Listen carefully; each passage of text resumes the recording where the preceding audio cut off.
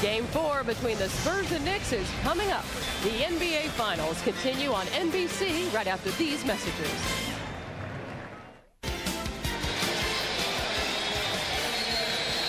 A quick check of the starting lineups. No changes, of course, for San Antonio. When you lose one game, but you've won 44 of 51, you're not going to fiddle with anything. Camby is back in the starting lineup for the second time in a row for New York, but he's got to stay on the floor. Because of foul trouble, he managed only 16 minutes on Monday night. Let's check with Ahmad. All right, thanks, Bob. The loss in Game 3 has not affected the confident swagger of San Antonio Spurs. David Robinson told me that a lot of people were disappointed because they were thinking sweep. No one in his team ever thought that. He said this is the NBA Finals. They knew the New York Knicks would not lay down. What it did do is cause them to refocus, find out what they did wrong, and come back even better, more ready. Let's go down to Jim Gray. All right, thank you very much, Ahmad. Well, I spoke with Jeff Van Gundy, and he told me he's very upset with Mario Elie and Sean Elliott for their comments after Game 3. He says every time we win a game, the other team says that it's because we got a good whistle, that the officials helped us. Well, I'm sick of it. If anybody's getting the benefit of the doubt in this series, it's the Spurs. They've shot 27 more free throws. Why don't these guys just stand up and say, we played better, we won the game? Seems as though Jeff Van Gundy, after 4 games and saying he couldn't find any Spurs to dislike, has found some, Bob. Jim, thanks a lot. The officials tonight are Hugh Evans, Ron Garrettson, and Mike Mathis. The Spurs in San Antonio in the first 2 games were whistled for 31 total fouls. They were called for 27 fouls in their Game 3 loss here. Well, foul trouble is definitely going to be a key tonight. And I think, once again, Bob, we need to look for the energy and effort we know is going to be there for New York in this first quarter. They got off to a great start, led by as many as 14 in Game 3. I thought that was critical. Can they get the same kind of results tonight? The tip to New York.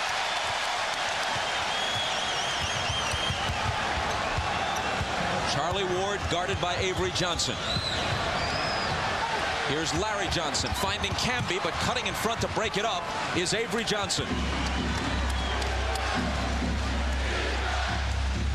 So the Knicks, who turned it over only 10 times to San Antonio's 20 giveaways in Game 3, give it up right away in Game 4, and Avery Johnson, who had the steal, then converts the basket at the other end. Well, it looks like Popovich wants to get his perimeter players off early. Avery Johnson with that early score.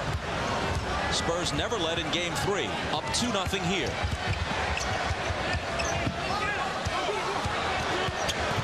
Sprewell ties it.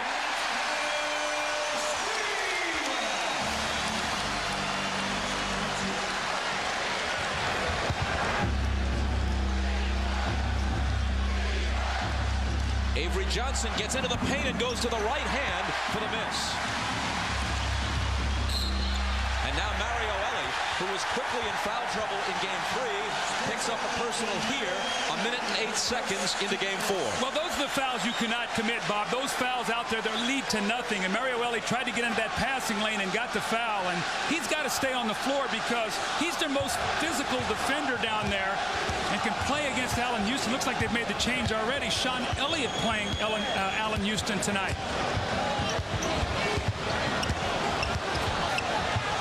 Houston's first shot spins out.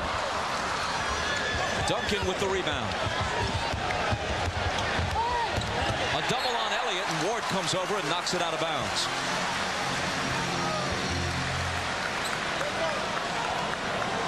Sean Elliott will throw it in. He's averaging only 8 points a game so far in this series. Through his career, he's been a much bigger scorer than that.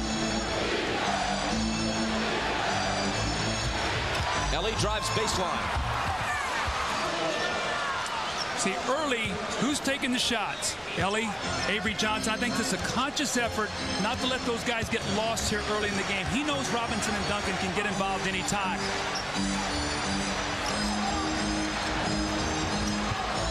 Houston backing away from Elliott.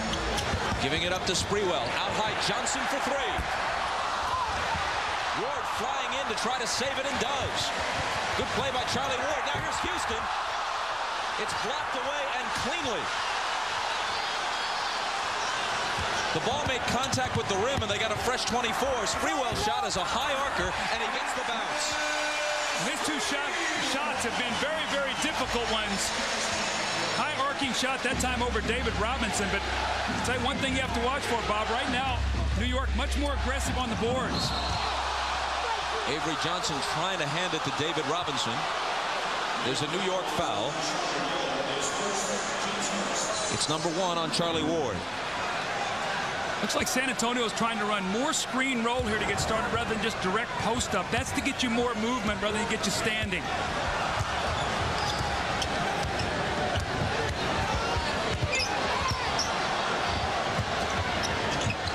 Elliott from the side hits the 3. They've been waiting a long time for that. Well, they need him. You know, Bob, he is their 3rd best scorer, and we've seen what he's done in the playoffs this year. How about the ball movement around the perimeter? That's more like the Spurs. Nice pass from Johnson to Camby. He gets it back. Can't put it home, but he was fouled. You're right about the ball movement. That's when they're at their best, swinging that ball around the perimeter, out of the double teams. Elliott hits the shot, but we see Camby very aggressive here early.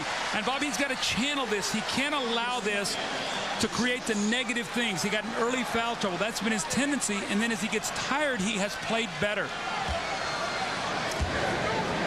New York already has 3 offensive rebounds. Spurs have none.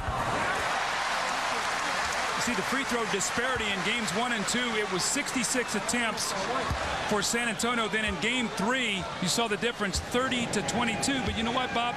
When you're aggressive, when you're going to the basket, you're going to get those calls. And that's what happened in the game the other night. New York were the aggressors on the offensive boards, forcing turnovers in every category. Camby, just a 55% free throw shooter, makes them both.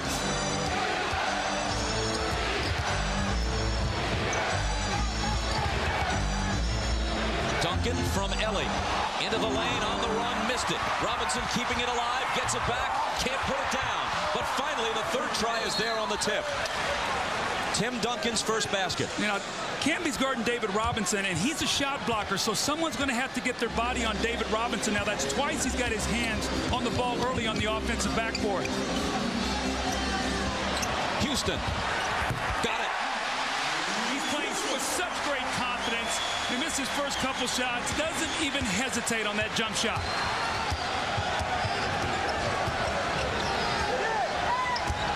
Duncan turns and banks it in. Spurs by 3.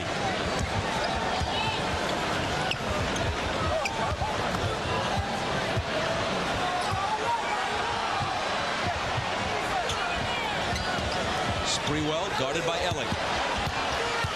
Takes him into the lane, and Mike Mathis blows his whistle. An offensive foul. Gives it back to San Antonio. See, Camby leaves his feet, so nobody blocks out David Robinson. So he gets a piece of it once, keeps it alive again. This time it's Tim Duncan lays it in. So that shot blocker goes, Bob. One of those weak side guys got to get back there and bump David Robinson, get into his legs so he can't jump. Foul on Sprewell was his first. Elliott again. Can't hit a second successive 3. Robinson puts it home on the putback. And this is more offensive rebounding than we've seen of late from San Antonio. Knicks ask for time. They trail by 5 with 7:20 to play in the first quarter of Game 4 at Madison Square Garden.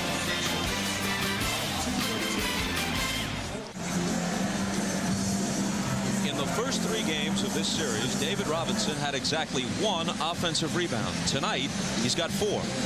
Well, that's one of the keys, because second shot opportunities, that's created with Avery Johnson getting in the paint and creating opportunities, so people have to help. And Jim Gray during that timeout said that Jeff Van Gundy said, we could live with Robinson and Duncan. Keep him out of the paint so others can't get involved. Sprewell looking for Houston. Trying to lob it over Elliott. Houston touched it last. There was an offensive foul before the touch, and it's on Houston trying to push off to get position. Wow, that's an interesting call. Now, you've already seen in 2 post-ups, Allen Houston with a foul and Latrell Sprewell, much different than we saw the other night. Where it was widely felt that the Knicks got the benefit of a majority of the calls. Avery Johnson. San Antonio by 7. See, San Antonio's made an unbelievable adjustment here, Bob. They're getting Elliott and Avery Johnson involved. Very, very smart.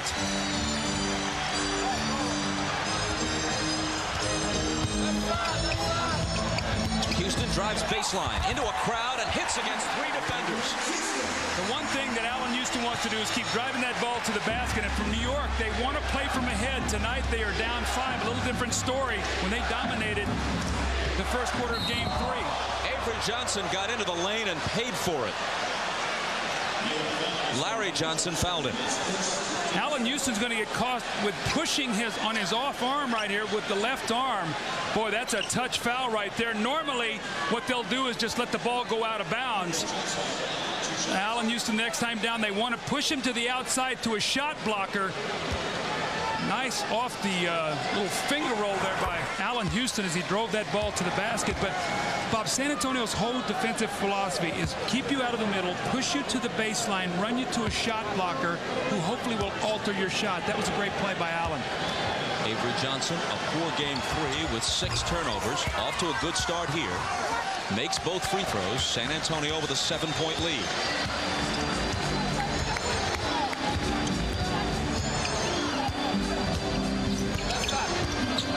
Charlie Ward finds the range with a 3. Ward, to be honest, has given the Knicks next to nothing. And he's actually played better than Childs, so that tells you what's happened. But the one thing they've done, Bob, is they've done a great job pressuring the guard. David Robinson with a 15-footer that goes down. Everybody involved right now for San Antonio. They're in a very, very good offensive rhythm. Ward, who had a hopeful sign a moment ago, finds Houston for 3. It rattles out on him. The rebound to Duncan and the outlet to Avery Johnson. It's taken away from him by Ward. Now a foot race with Robinson. Ward goes for the trap of Camby, who slams it home. A smart move by Charlie Ward. He's got those quarterback eyes. He played quarterback, and he was reading the field that time. He looked over his shoulder, and he saw he had Camby. That's a nice play. So he lateraled, huh? He lateraled, absolutely.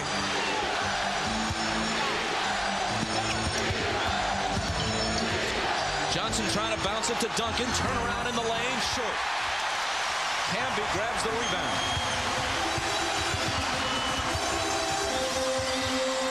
His jumper. Overshot. Chased down by Duncan. And Mike Mathis stops play.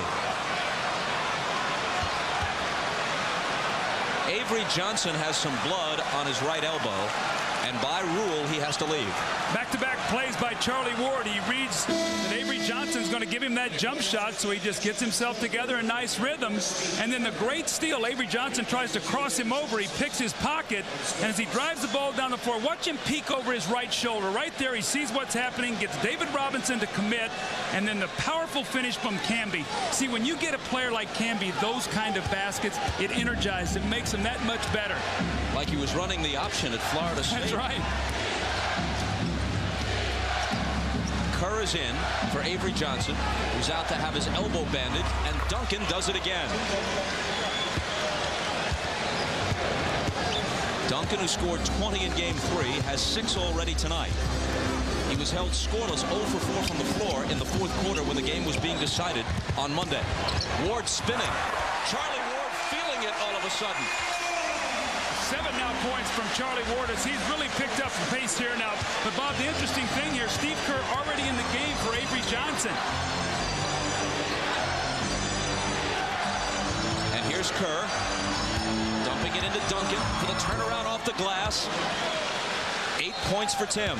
And Bob, to follow that up, because Avery's out with the blood and Steve Kerr's in, look for Charlie Ward to continue to try to attack him. So they're going to try to get him back in as soon as possible. They do not like to play Steve Kerr as a point guard. They want to play him more as a shooter. So see if Charlie Ward continues to go at him here.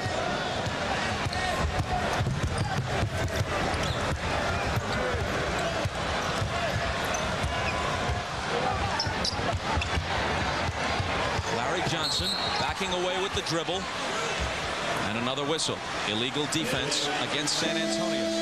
First one's a warning, as you know. Second one a technical. Kurt Thomas makes his first appearance. Camby goes out. Now they have a very small lineup out there. I'm sure that Camby has no fouls, probably a little winded right now. Probably a good substitution by Jeff Van Gundy. Does not want him to pick up a little touch foul as he gets a little tired. Larry Johnson. his first basket. Bob, you get a sense these teams, now this is the 4th time they've played this year. They had not seen each other all season long. They're starting to get into a rhythm now, knowing how to play against each other. Duncan with the bump and the shot that's no good. Here comes Houston. Sprewell. And Duncan is alone on the glass.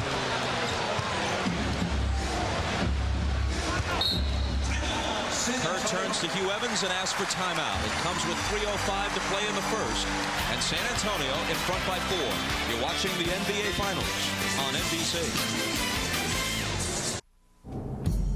Monday night, Avery Johnson and the Spurs saw their record 12-game playoff winning streak snapped by the Knicks. Losing is something the Spurs are not exactly used to. They're winners of 44 of their last 51. Oh my God. The day after a loss, things aren't the same, you know. The food tastes different. You wake up, you just got this funny feeling that you don't, and you know you don't like to feel this way. And you know how you like to feel after a win, and that's where you want to be. So we do take it personally, not so much where we're going to get out of our games or somebody's going to try to put the team on their shoulders and lead them to victory. But it's a certain way that we respond, and I'm hoping we're going to respond like that in Game 4. Look at those figures. As you see, they respond to a loss with a vengeance. And the last time they lost 2 in a row was back on February 28th, the loss that dropped them to 6-8. And at that point, they turned everything around. And make no mistake about it, Bob, when Avery Johnson speaks, this team listens to what he has to say. He's one of the real leaders. How could you not listen? He and Ellie both. They never stop talking. You're a captive audience. The jumper by Duncan spills off. The rebound to Larry Johnson. Houston pulls up and fires. Allen Houston stays high. I love that early offense for New York because it takes the shot blocking out of the game for San Antonio. Those shot blockers then become ineffective. They only blocked 3 in Game 3 after 7 the first 2 games. Robinson's out. Rose in for the Spurs. Mario Ellie to the hoop. The jumper, or that set shot, really, that he takes has not been there for him throughout the playoffs. He's trying to get his offense by going to the rack. That was too easy there. Allen Houston just escorted him to the basket. Now all 5 starters have scored for San Antonio and for New York. Both teams in a great offensive rhythm. Ward. What's up with Charlie Ward? I tell you what's up. He likes the matchup right now. With Steve Kerr on him, he knows he's got to give him some daylight, back off of him, and he's taking advantage of it right now. That's good basketball. But he started doing it with Avery on him. Absolutely. He's a new man tonight. Duncan on the drive is fouled and goes down hard. It's number 1 on Kurt Thomas. Allen Houston comes down the floor. He sees the defense is back, but New York has to look for this kind of early offense. It plays into then being able to get to the basket later, and then Charlie Ward, see the space that Steve Kerr gives him, doesn't think he's going to take the shot. Once you get a couple shots, you gain some confidence, and Charlie Ward is playing exceptionally well here in this first period. Ellie out, Jaren Jackson in. This is Jackson. 17 points in Game 1. 3 points total since. His pass intercepted by Charlie Ward. Ward with 10 points now. His 3 and then his steal and drive have given the Knicks the lead. Looks like Mario Ellie's down on the court holding his leg. They're going to have to take a timeout. Where Jaren Jackson threw a bad pass. Mario Ellie is very upset at him as he lays on the court right now.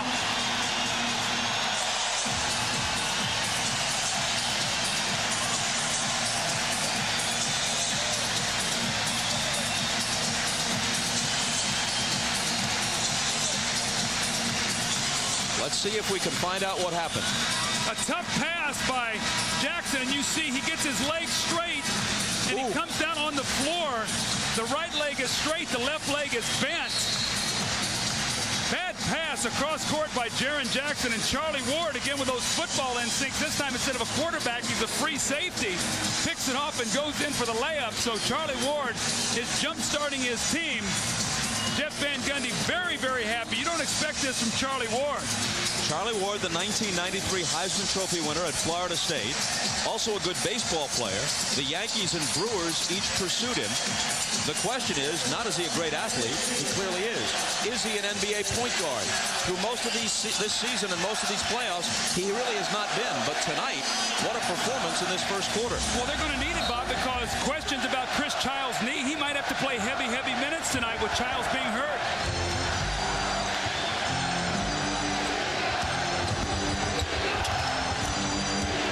Here's Steve Kerr.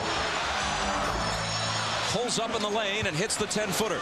That's at least 8 or 9 screen rolls that they've run to totally spread the offense out. And they're getting in the lane, Bob, something we did not see in the first couple games with their perimeter people. Spurs back in front by 1. Sprewell's pass for Camby. Touch over to Thomas. The basket does not count. A jump ball is called. Malik Rose got over there with a good defensive play. Let's check in with Ahmad. All right, Bob, when Mario Ellie, just on that stolen pass right there, when he came down on the ground, he banged the top of his knee on the ground. It's listed now as just a bruise. They have ice on it, and they do expect him to come back and play. Bob? Thanks, Ahmad. The tip to San Antonio. Avery Johnson, his right elbow now bandaged. To Rose, driving through the lane, offensive foul. Kurt Thomas set up and took the charge. See, that's just as good as a shot block. When you can step up there and take that charge, that's a possession for your team. Now, Bob, we got a little over 40 seconds. New York's got a chance to get a 2-for-1 high-scoring game. I don't know if New York wants that or not, though. I think San Antonio has much more firepower. I know the fans want it. That's true. Folks watching around America prefer this to 72-70. Houston with a hand in his face from Elliott, but a whistle from Hugh Evans. Foul number 1 on Elliott. See, when you post Allen Houston, Bob, what it does is he's closer to the basket. He doesn't have to expend as much energy to get there. And the weak side defense can't come over as soon, so it gives him quicker options. And he's such a good shooter that if he catches it at 15 or 20 feet, he'll just raise up and shoot the ball. So I think this is great strategy to do this, to post him up. Here we go.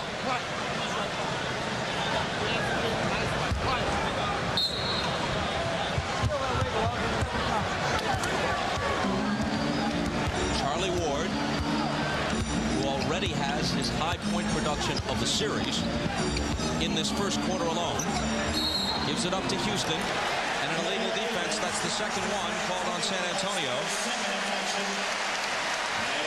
So the Knicks will shoot and Houston will do it. And you can log on to NBA.com to get game analysis from Cybercast host Steve Snapper Jones. The multifaceted cyber snapper is currently analyzing the game in progress, in addition to answering fan questions. It's all at NBA.com, your ultimate online resource for the NBA playoffs.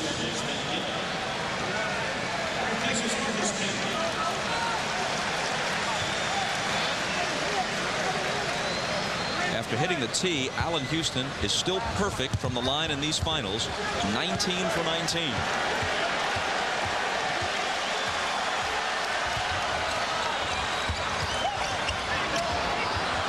Seconds. Houston to Thomas, who juggles it, gets the shot off, and hits it. With 1 second to play.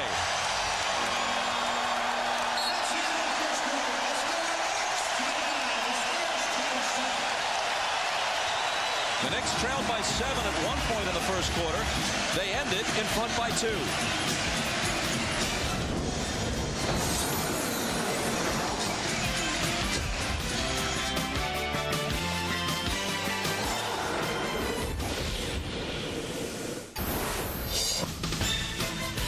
Watching the NBA Finals on NBC.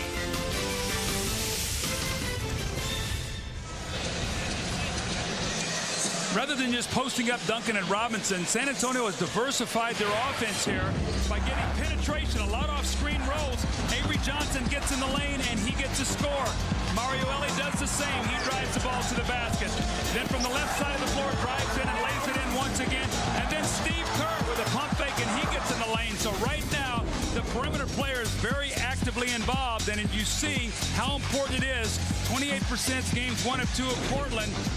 right on down line. But they need, Bob, to give this Twin Towers some help on the perimeter, because you know when it's all said and done, Robinson and Duncan are probably going to have anywhere from 40 to 50 points.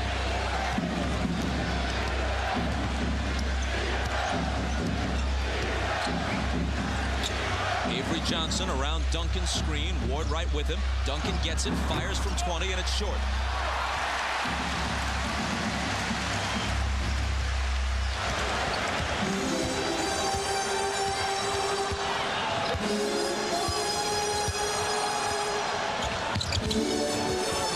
Sprewell with Jaren Jackson defending.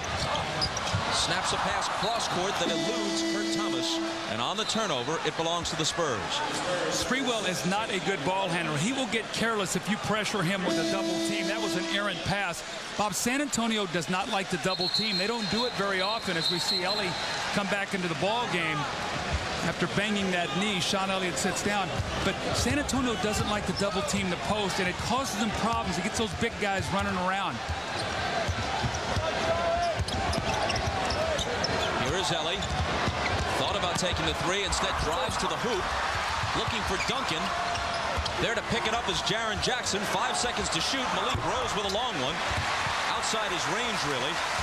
And the rebound to Sprewell. Knicks quickly back. Camby catch and shoot. So vital for him to stay out of foul trouble. They were very fortunate. He got in foul trouble in Game 3, played only 16 minutes. They could get a win. They need him 35, 36 minutes tonight.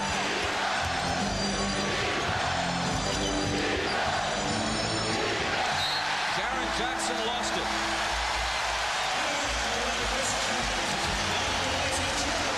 Let's go to Jim Gray. All right, thanks, Bob, as Chris Childs checks in. Right after the introduction to the lineups, Chris Childs went back into the locker room to try and keep his left knee warm, had his brace tightened up a little bit, came back and watched the rest of the first quarter, so he's been trying to stay a little bit warm. Talked to him before the game. He said it's considerably swollen. He's going to have some trouble, but he wants to try and play through it. Bob? Jim. Childs in with New York on a 10-2 run right now. Sprewell misses the turnaround.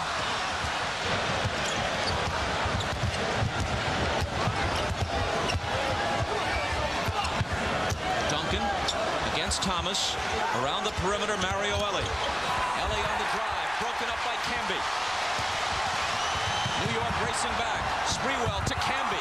Can't finish it. Ellie with Sprewell on him. Slicing through and then dishing to Duncan. And an illegal defense this time against the Knicks.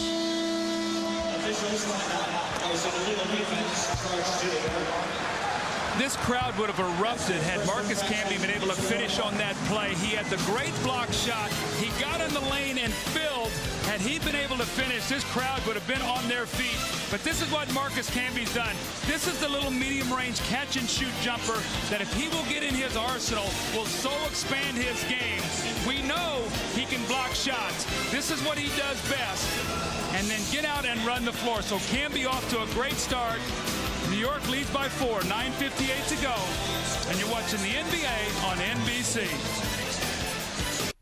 The NBA on NBC is brought to you by Miller Lite. Taste a true Pilsner beer. By the rugged new Montana from Pontiac. Life is more exciting in Montana. And by Gatorade Thirst Quencher, helping you play longer and stronger when it counts the most. Gatorade, is it in you?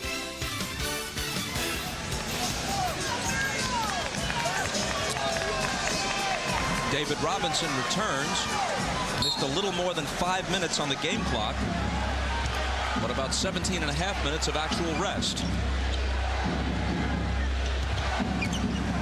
Avery Johnson throws up that left-handed runner. New York's got to be a little concerned. Those guards are getting in that lane. And if they start coming over the New York big men to help, that's going to free up Duncan and Robinson. That's got to be a concern right now, even though New York still leads by 2. 8 points for Avery Johnson.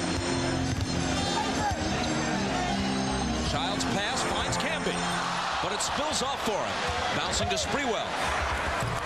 Misses the bank. Ellie leaves it for Avery Johnson. Cut off as he heads into the lane, so he backs away. And Mike Mathis says, hold on. New York foul on Kurt Thomas as we check with Jim Gray. Thanks, Bob. As Doug was talking about a little bit earlier, Jeff Van Gundy keeps emphasizing during the timeouts, do not let Avery Johnson get into the lane. When he gets into the lane, he is able to create for himself or open up the three-pointers. Give Duncan or Robinson their points when they're in the game, but keep Avery out of the lane. So far, they haven't been very successful. Bob? Johnson with the head fake decides against the shot. Jerome Kersey is in the game for the first time. He hasn't seen much playing time at all of late. Same move for Avery Johnson, same result. He's got 10 points. How about the leading scorers in the game? Charlie Ward with 10 and Avery Johnson with 10. Bob, I bet I could have won a little bet with you on that tonight, right? Early in this game? Somehow you didn't offer it before the opening tip. Because I knew that would have been a losing proposition with you. Larry Johnson finds Camby cutting through the lane. And another whistle. It's on David Robinson, his second.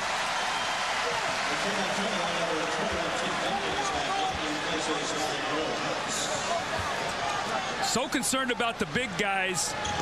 Kurt Thomas does not want to help because he's afraid that David Robinson will go to the basket. Camby tries to block the shot. Back-to-back baskets by getting in the lane for Avery Johnson. New York turnover as Ellie comes up with the interception.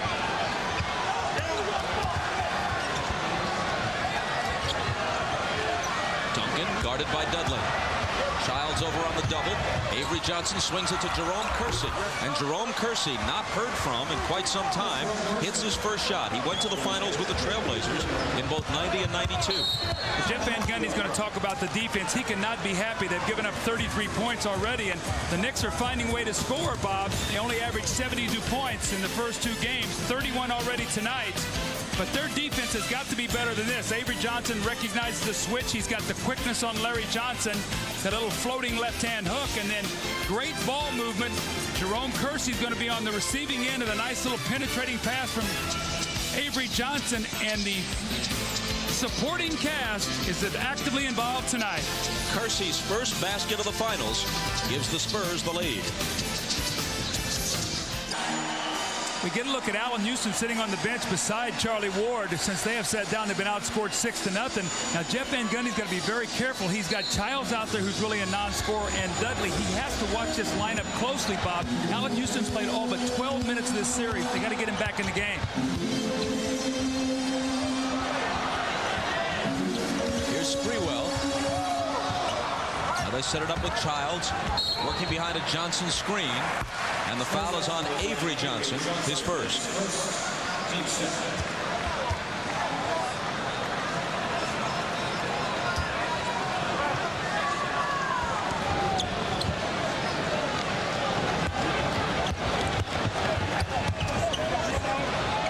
Ellie up on Sprewell, who puts it behind the back, throws up the floater. Could have been a three-point play. As it is, he'll come to the line and shoot two.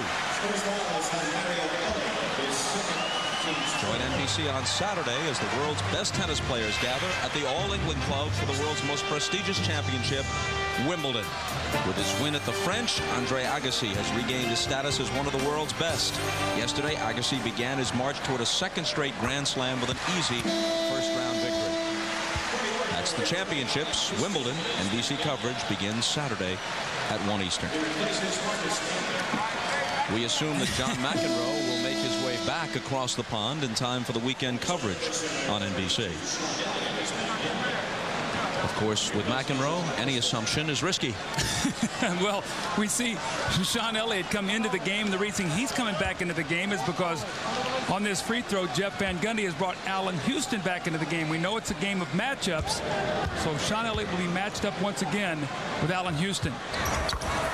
Sprewell hit them both, tied the game at 33.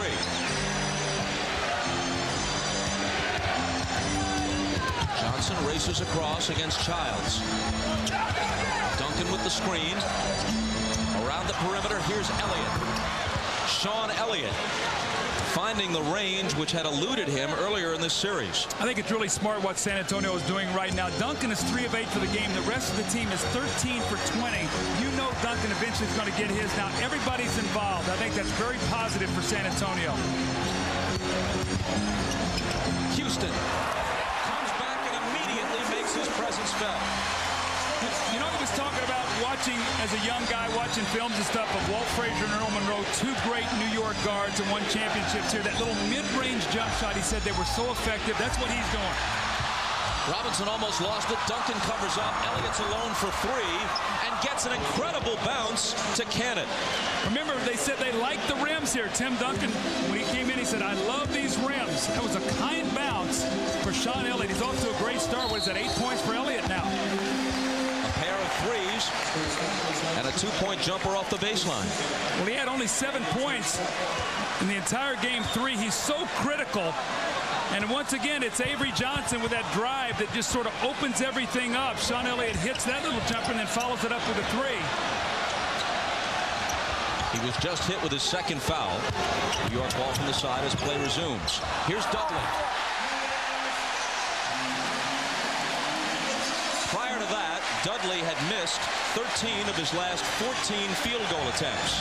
When you double team, you allow a guy like Chris Dudley to get a layup. That's why the Spurs don't like to do it, but they have to do it right now against Sprewell in Houston. And at the other end, Dudley appears to have fouled Robinson. And it's number 1 on Chris. See, but with Sean Elliott playing well and the perimeter players, what it does, it forces Houston and Sprewell to expend some energy on defense, something they had to do a lot of in the first 2 series and haven't done much of here. Avery Johnson. Dudley with the rebound. Childs to Sprewell, pulls up and connects. Knicks getting it from a number of sources tonight. This has been the best game of the series. Well played by both teams.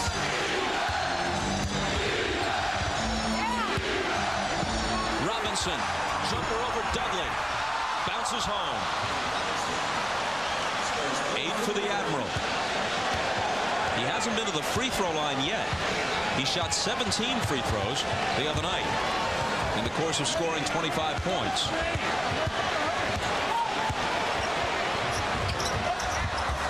Houston, Johnson for 3. Avery Johnson takes the rebound.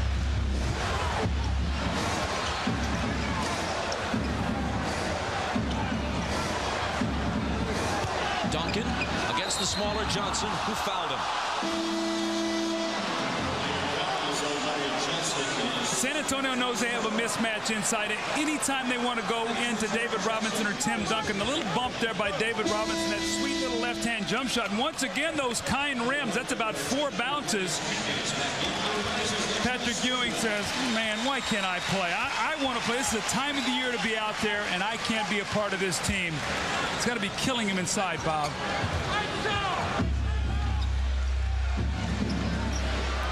San Antonio by 1. 5 minutes to play in the half. Duncan fades, fires, and puts it down off the glass. Patience. He is just taking his time after 3 for 8 start. Now he's hit his last 2 shots, so he's working himself into the game.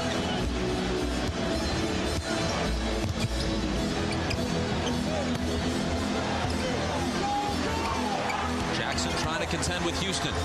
To the side for Johnson. And his 3 is no good. In these finals, Larry Johnson is now 2 of 15 from three-point range. Elliott again. Loose ball fought for, and Hugh Evans says no, a San Antonio foul. When Jaren Jackson pulled Allen Houston down by the shoulder, Tim Duncan almost made a spectacular tip-in on that play. Instead, Jackson winds up with his first foul. Chris Childs running the point now for New York.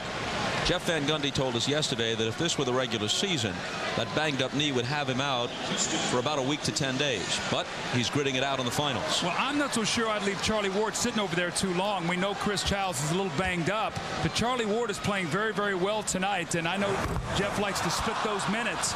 But sometimes that guy who's hot, you got to get him back out there and go against your rotation sometimes. That was Houston's first missed free throw of this series. He's now 19 of 20. And he hits the second.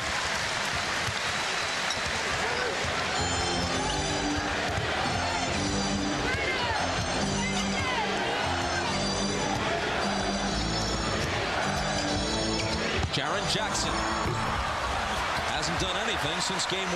That was a bad shot. He should have thrown that ball into the post. He forced that shot. Larry Johnson spinning on Elliott. And a foul is called. No, make it a travel. A travel on Larry Johnson. That could have been a big foul. I think that would have been Sean Elliott's third, and he's playing well. They cannot lose him. What's happened now, they've got Sean Elliott matched up against Larry Johnson. As New York has gone big, they force now Elliott to play him. Well, Elliott hit him, but a microsecond before that, Johnson traveled. Absolutely. So that's a big non-call there on the foul. Here's Duncan against Dudley. Larry Johnson takes it. Houston quickly back into the lane, left hand. Johnson on the offensive glass. Houston. And Elliott takes it, flipping it to Johnson. San Antonio asked for time. 3:18 to play in the first half. They lead it by a basket in pursuit of a 3-1 lead in the series. Hi, everybody. Hannah Storm here. Coming up on the Prudential Halftime Report, we'll hear from the Knicks' Allen Houston. He has had some incredible highs during this postseason. He scored 32 points in a Game 6 victory against the Pacers. And then less than 24 hours later, his first child was born. All of a sudden go from everything that we went through, and being in New York and being up and down, AC, and nobody believed in anything. Then we were in the finals. The next day, you have your first child. And I was just like, wow, I was just overwhelmed. Lots more with Allen Houston coming up at halftime. Let's go back to courtside now and rejoin Bob and Doug. Thanks, Hannah. Allen Houston's dad, Wade, longtime high school and college coach. So Allen's been around the game his whole life. Well, also, Allen got a taste of being a father the other night. Sunday night, he got up in the middle of the night. The baby was crying. And you see that little scratch on his forehead there. He got into the refrigerator and banged his head early in the morning. He said he was embarrassed. He thought he was going to have stitches. So welcome to fatherhood, Allen. And welcome to trying to defend Tim Duncan, and that goes for everybody in a white shirt. Well, Popovich called that timeout, and he said, look, we've spread them out.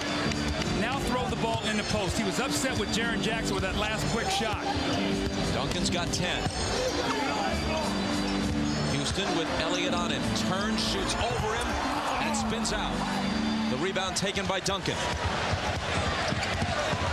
Avery Johnson with the lob to the Admiral. It's broken up. Here's Sprewell. Slams on the brakes, fires the jumper, and draws the foul. It's on Jaren Jackson, his second. When Coach made his point in the timeout, I said, look, get the ball inside. We run our screen rolls. All you guys are involved. Throw the ball into our star. And they do, and they get the score.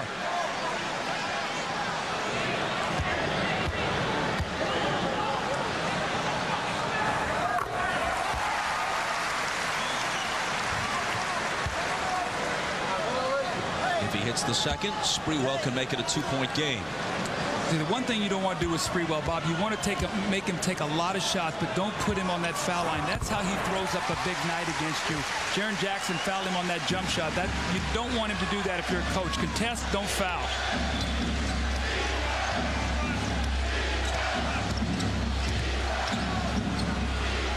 Tim Duncan driving on Dudley, spinning. He'll come to the free throw line. It's Dudley's second. Coverage of the WNBA returns to NBC on Saturday. The Phoenix Mercury against the Detroit Shock. Michelle Timms and the Mercury looking to build upon last year's success as they face Corey Holiday and the Shock. The WNBA on NBC Saturday at 4 Eastern. Saw the Shock play the other day, Bob. My son Chris coached in Detroit last year with Nancy Liebman-Klein. They've got off to a good start. Big win last night against Charlotte. So Phoenix coming to town with Cheryl Miller. That should be very good. Dudley with some comments from Mike Mathis as he leaves, replaced by Larry Johnson.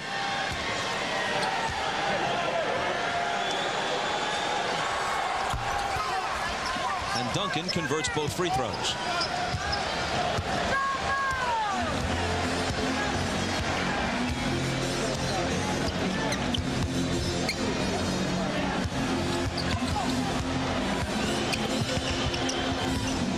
Houston lost it with Jaren Jackson breaking up his pass. But Charlie Ward takes it back just as quickly. His pass eludes Johnson.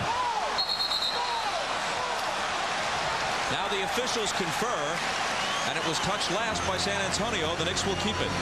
That was a nice steal by Charlie Ward in the open court. It looked like the Spurs had a fast break. Both of the big guys out running on the wing, and Jaren Jackson, not a good ball handler, turned it over. Let's see if the Knicks can take advantage and cut this lead back down to 2. It was Ward's 3rd steal. He has 2 assists and 10 points. Here's Ward into the lane, finding Camby. Charlie Ward has been great, Bob. I mean, Jeff Van Gundy's going to have to really watch tonight and keep him on the floor because this is by far the best he has played. Avery Johnson. Jaren Jackson lets it go and gives San Antonio a 4-point lead. Now, see, that shot is fine because that's uncontested, and that's off the little dribble by Avery to get in that lane. But once again, Avery Johnson getting in the paint, causing all kinds of problems.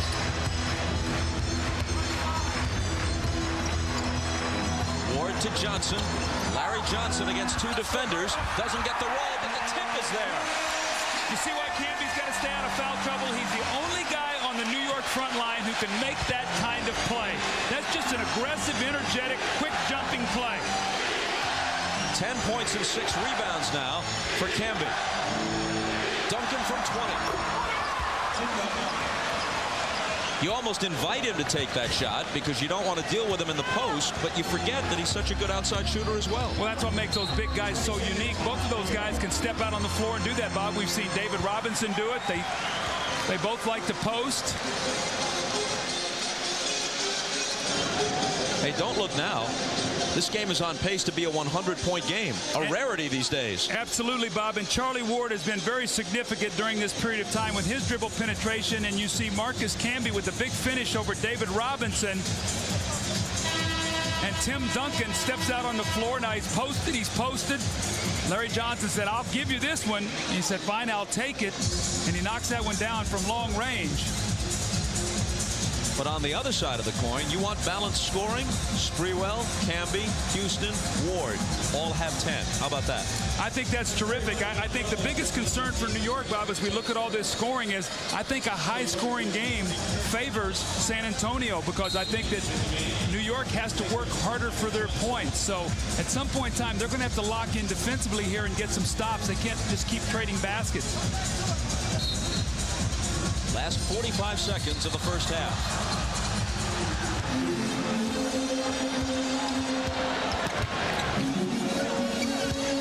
Sprewell spins around Jackson, but coming over to block it is Duncan. Jackson catch and shoot. Jaren Jackson off with it. Camby takes it. Ahead to Houston. Sprewell, not a good three-point shooter, had an open look at it and wisely decided not to hoist it up.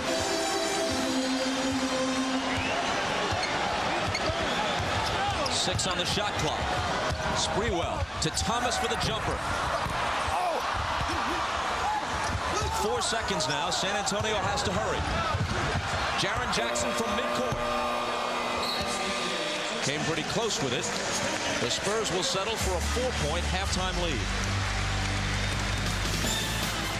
Stay tuned for the Prudential halftime report. Hannah Storm will, of course, be joined by Isaiah Thomas, Peter Bessie, and Bill Walton on the Showtime set. You're watching the NBA Finals on NBC.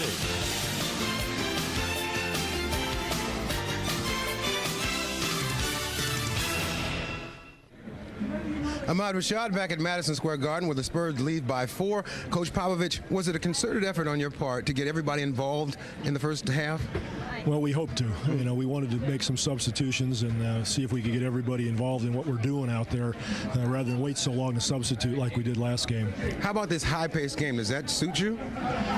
I don't know, Ahmad. We'll see. The turnovers on the break have been scary. You know, we've had some good break opportunities and turned it over, so perhaps we got to use a little bit more judgment there. But we run pretty well because the big guys like getting down the floor. All right, Coach. Good luck to you in the second half. Thank you very much. All right, let's go over to Jim Gray. With Jeff Van Gundy outside the Knicks locker room, Avery Johnson, 5 assists, 10 points. How are you going to keep him out of the paint here in the second half? We have to do a better job in our pick and roll defense, and First 3 games, we did a good job. Tonight, he's in the paint too much. High-scoring game, does it favor San Antonio? I don't know if it favors anybody. Both teams have to defend a little bit better, and we have to rebound the ball much better. Jeff, thank you. Good luck in the second half. Back out to you, Bob. Jim, thanks a lot. Time is short, so let's quickly get the thoughts of Doug Collins. Well, Bob, I think when you talk about San Antonio, Duncan and Robinson still end up with 22 points. The rest of the team 28, and Avery Johnson and Elliott got 18, 17 in entire game 3. So field goal percentage excellent. Well played by both teams. Turnovers were down for San Antonio. Positive sign. Fast break. When New York is at their best, they're running. 17 assists in game 3. Tonight only 5. Bad sign. They have more turnovers than assists. That led to a couple losses in games 1 and 2. They're going to have to take care of the ball. San Antonio by 4 in game 4. The start of the second half coming up.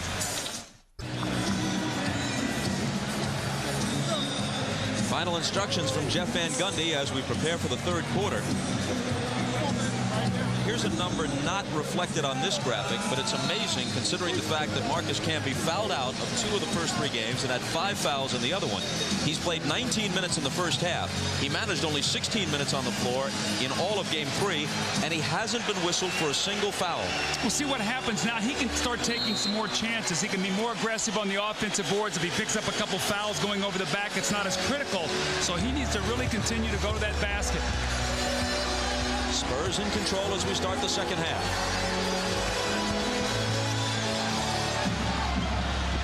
Tim Duncan. Johnson poked at it, but got a piece of Duncan for his 3rd foul.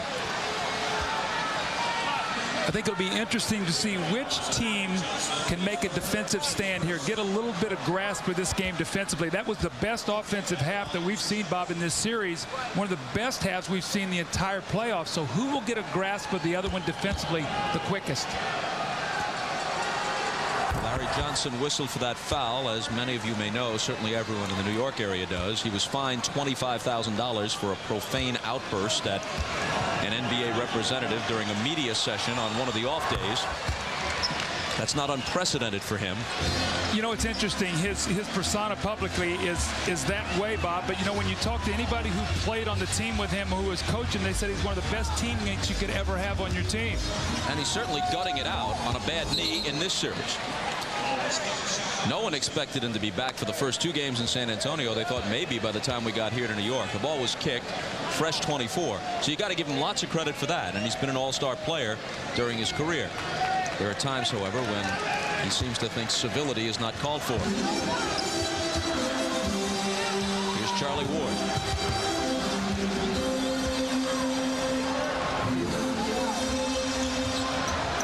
Sprewell doubled out to Johnson.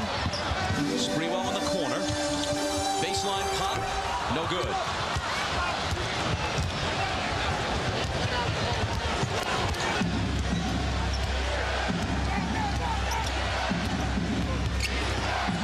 Elliott up top to Ellie. Avery Johnson gets into the paint and throws up that running hook that's no good. That was a bad shot that time by Avery.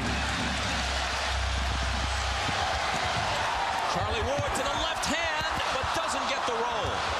But he's playing with so much more confidence than we've seen from him at any time in the last several weeks, let alone this series. And, Bob, they're going to continue to need that from him. You see tonight what he did, 10 points, 4 of 4. He's perfect in the field, his assists, his steals. But the more aggressive he is, the more than opportunities against Sprewell in Houston, because they have to now guard him on the floor. The layup that wouldn't drop was his first miss of the game. Houston gets Elliott off his feet. Now feeds to the corner for Johnson. Shovels it to Camby. Now gets it back against 2 defenders. Robinson blocked it. Duncan saved it. San Antonio with numbers. Mario Ellie finishes it. Jeff Van Gundy and the Knicks have to be very, very careful right now. San Antonio with a couple good defensive possessions. Larry Johnson's going to drive that baseline, and you see what the shot blocking does. It forces Camby to pass it, and then the 2 Twin Towers, once again, actually both of them got a block shot. It leads to the fast break opportunity. Mario Ellie runs out on the floor, and he gets a layup and the foul. They lead by 8, chance to go up 9, and New York can ill afford to dig themselves a double-figure digit here early in this third quarter. The foul was on Houston, his second.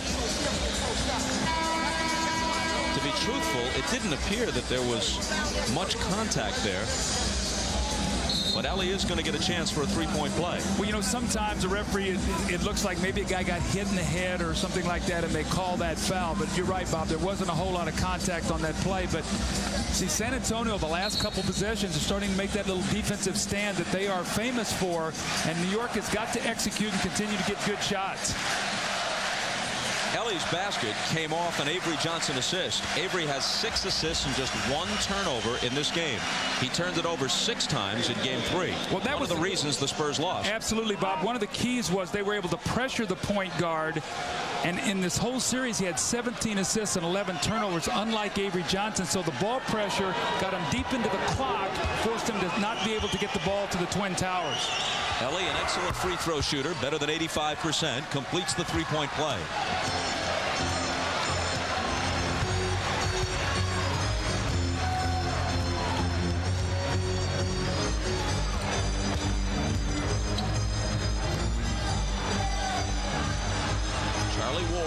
Bouncing to Sprewell. Now Johnson, who juggles it. Ball loose and taken by Elliott. Avery Johnson, Mario Ellie snaps it back inside to Duncan, and it's a double-digit lead, an 11-point advantage for San Antonio. Duncan is making strong double teams on that post play. Larry Johnson's trying to cut to the basket, Bob, but if he catches it, he can't finish in there. Houston, Elliott fouled him. Elliott and Houston were teammates in 1994. Elliott's 1 year in Detroit, Houston's rookie year with the Pistons. See, Tim Duncan goes right to that strong side block and seals Camby. Camby's got to work to get in front of him. Once he gets that ball in there, although Camby can jump, he's not strong enough to prevent him from getting that easy shot. Sprewell has to arc it high, and it spins out on him. San Antonio led by only 4 at the half. After less than 3 minutes of the third quarter, they're in front by 11. Knicks scoreless in the period. Duncan backing in on Johnson. Fade away. Grabbed by Camby. Johnson might have gotten a small piece of the shot. Now he's back ahead of the field, but they catch up with him. Houston slices into the lane, gives it back to Johnson, and an offensive foul is called. It's number 3 on Houston after the collision in the lane. Bob, remember I talked about which team was going to get a grasp of the other one defensively? Right now it's San Antonio. They're challenging everything. Allen Houston comes over, drives the lane, and here comes David Robinson to take the charge. Duncan's right there for the shot block. So their defense right now is tremendous in the paint. Somebody's going to have to make a shot for New York here. This game is getting away from them. Duncan returns it to Avery Johnson. Touch pass back to him. Avery drives. May have traveled, and he did.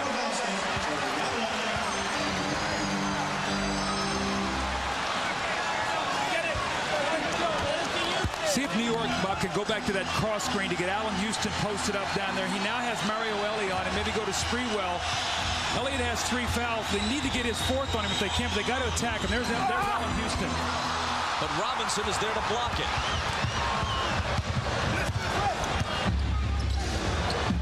Duncan goes to the bank, and it's open for him. The Spurs are a step quicker defensively tonight. That shot that Allen Houston just got blocked, he finished in game 3. 20 points for Duncan, matching his game 3 total. Allen Houston is being fronted in the post. Watch the reaction of David Robinson. He gets down. This is why at one point in time he was the all-league defensive player and most valuable defender. Robinson reacting to the pass, helping his teammate. Allen Houston is thwarted at the basket, and it leads to this at the other end. Tim Duncan, we've seen him inside, and he knows, he loves that little 45-degree angle bank shot. He kisses it off the glass. The Spurs lead by 13. You heard what Robinson said. We take a defeat personally. Apparently so. The NBA on NBC is brought to you by Pepsi One. True Cola taste 1 calorie. Tastes too good to be called diet. By the 1999 Lexus GS, a car and driver 10 best. By Touchstone Pictures Summer of Sam, starts Friday, July 2nd. And by Adidas, Long Live Sport. A real key, Bob, tonight has been the play of Larry Johnson, or lack thereof. He's had a tough night. You can see in game 1 only 5 points. Game 2 only 5 points. Shot 2 of 12. Game 3 broke loose with 16. Tonight only 2, and he has 3 turnovers. It's been a nightmare for Larry Johnson inside against Duncan and Robinson. Here's Houston. A whistle as the shot swishes, and a chance for a three-point play. Well, they needed that. Allen had missed his last 4 shots. He's now 5 of 12 from the floor. They're going to force him baseline, and Duncan just can't get there soon enough. He hits him on the arm. A great extension by Allen Houston, the great follow-through and the concentration, and a much-needed three-point play. Duncan's first foul of the night, but still a 10-point San Antonio lead.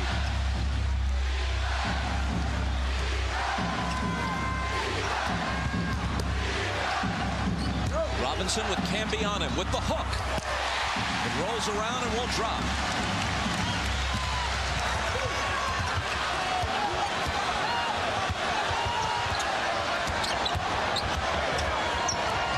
Houston gives it up to Ward. Inside to Camby. Broken up by Duncan. It's like there's 3 of Duncan and Robinson out there instead of 2. Everywhere the Knicks go, they're being smothered at the basket. Avery Johnson puts them back up by a dozen. See, I think New York's looking around a little bit like, where are the fouls? You know, we got these fouls in game 3 tonight. That's not the case.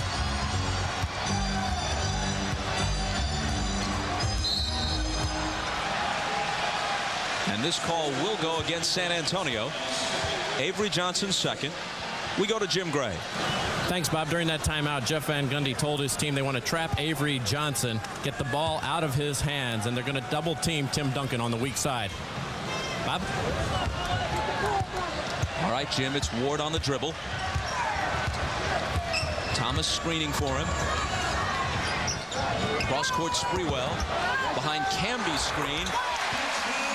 He puts the jumper down. Now, Bob, the reason they're going to do that with Avery Johnson is because that will keep him out of the middle. They're hoping that he can't get in the paint. Teams don't like to trap him. They normally like to go underneath. Robinson had it knocked away and out of bounds, and he touched it last. He can't believe it and disputed the call with Ron Garretson.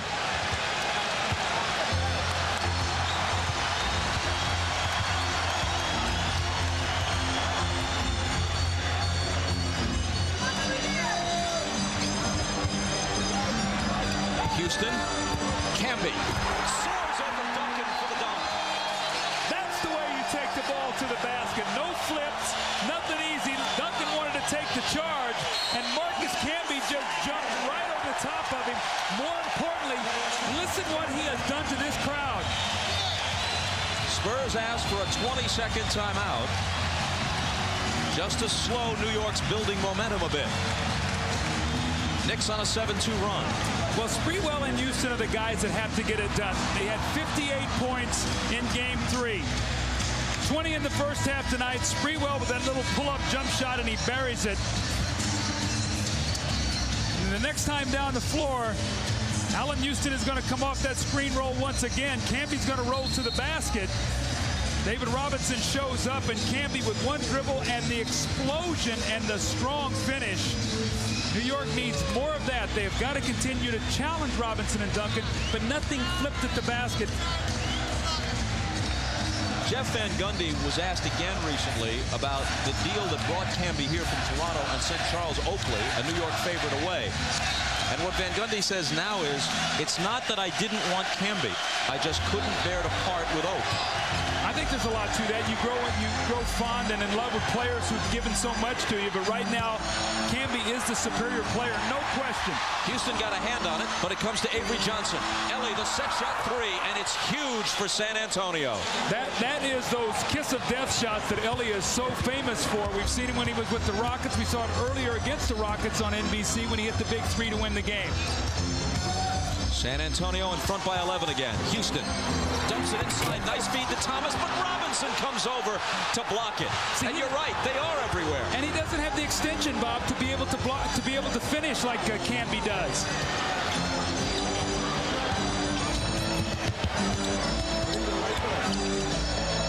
Elliott calls for the ball.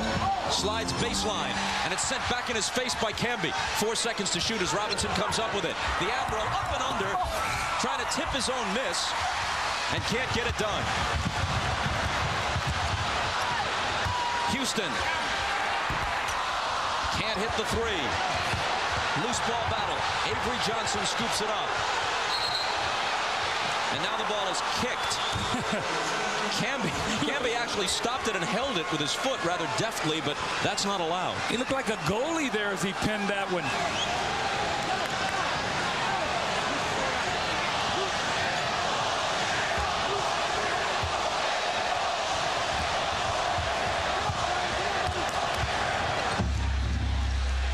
Here's Mario Ellie. Knocked away by Sprewell. You won't catch him.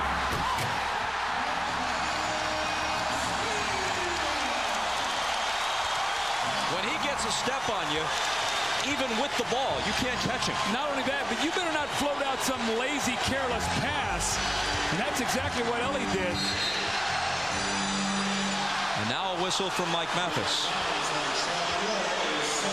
Foul on board. Sprewell loves to get into the passing lane. There he is in that lazy pass. Elliott doesn't meet it, and Ellie is upset. But as you said, Bob, once he gets there, you just better let him go.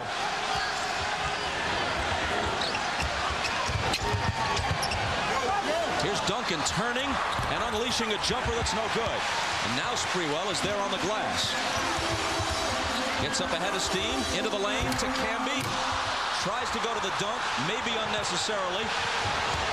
Johnson, Ellie, left hand, plus the foul. Now Mario Ellie, who had a very poor game in front of 22 of his friends and family for whom he left tickets in the first game of the series that was played here at the Garden, now has scored 12 points. He has 4 assists, and he's 5 of 6 from the floor. Well, he's outrunning the floor on the fast break, but all of that is created by the great defense of Robinson and Duncan inside. Jeff Van Gundy, that possession, upset with Mike Mathis, thought there was a foul against Camby, but they have taken everything out of the paint, and then they go back and score the other way, Bob, and this could be one of those 5-point swings we always talk about. So instead of maybe getting it down to 7, it's now 12. After each big San Antonio hoop, Mario Ellie is finding time to jaw at Spike Lee in the first row of the seats. Sprewell catch and shoot. He has 16. Malik Rose is in. David Robinson gets a rest.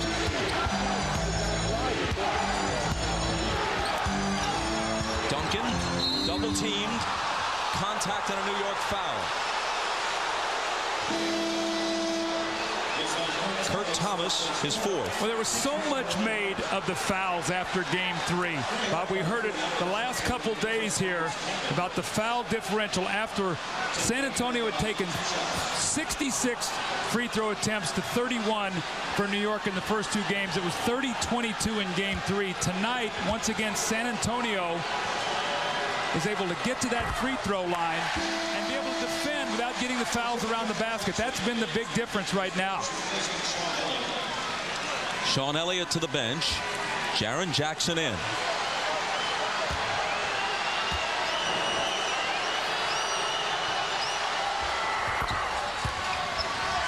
.21 now for Duncan as he makes 1 of 2.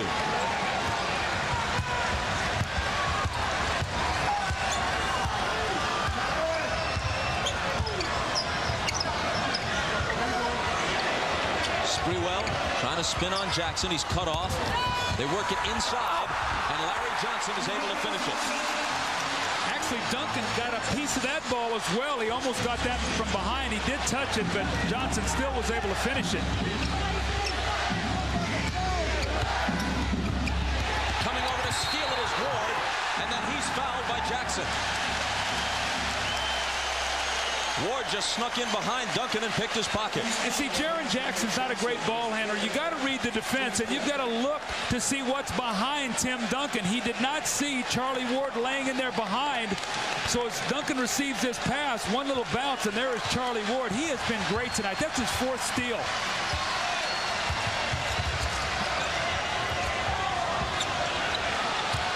Sprewell in the lane, and a foul. It's Jaren Jackson, and that's his fourth. 2:48 to play in the third. Spurs by 9. The Spurs lead by 9, 2:48 to go in the third quarter, and they've been able to push this lead out because of the greatness of their defense.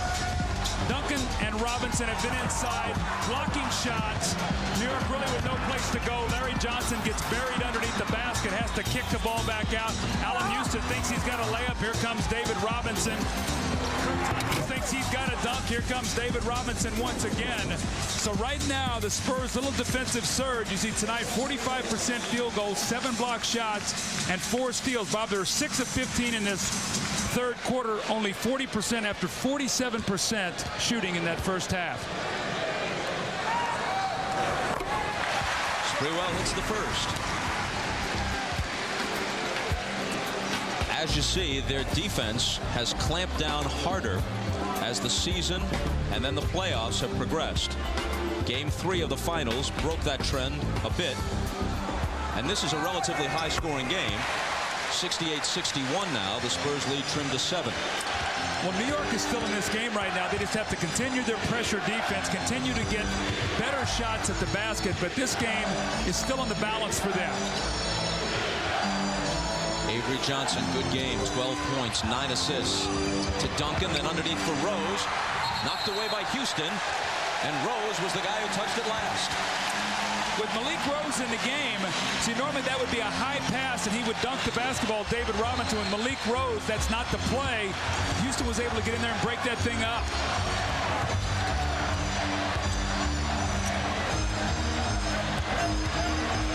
Big possession for the Knicks.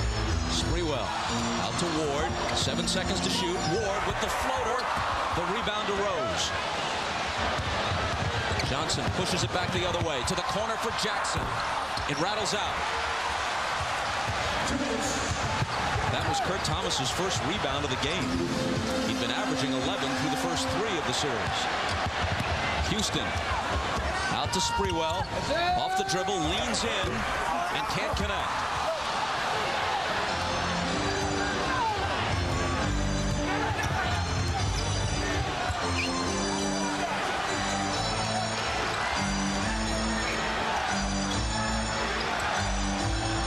Duncan, Ward helping, leaving Johnson alone. See, he always goes to the sweet spot. When that ball is double teamed, the spots that he loves on the floor, those are the ones he practices. And Avery Johnson having a great night here tonight. 14 for AJ. Bad night for LJ of the Knicks. Here's Thomas, surrounded and fouled.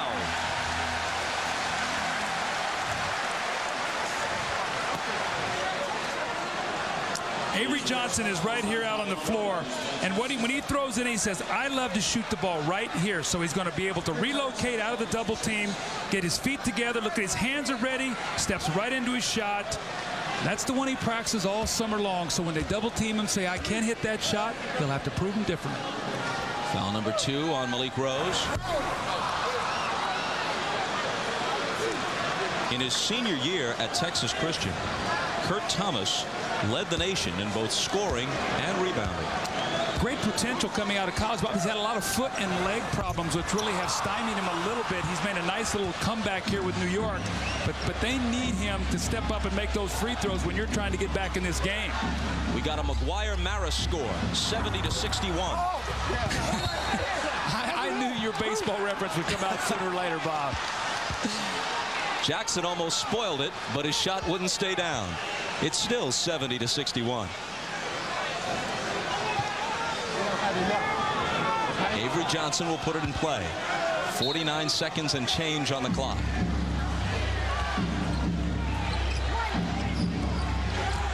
Mario Ellie bumped, but he initiated the contact. Offensive foul. Do you see how much different the game is when David Robinson is out there, when they don't have both big guys? New York can do a better job of being able to get in the lane defensively because you've got a Malik Rose there who can't finish as well. So they're getting a nice rest for Robinson, but San Antonio's struggling now to score. Sprewell. Rose trying to guard him. Jumper over him. Bob, you can't scare him off the shot by looking at him. You got to get a hand up.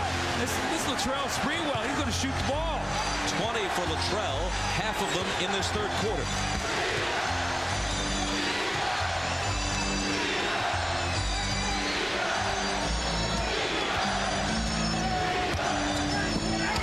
Jaren Jackson fakes his way around Houston. Malik Rose is there with a big follow. 4.5 seconds for the Knicks to get off the quarter's last shot. Charlie Ward from half court.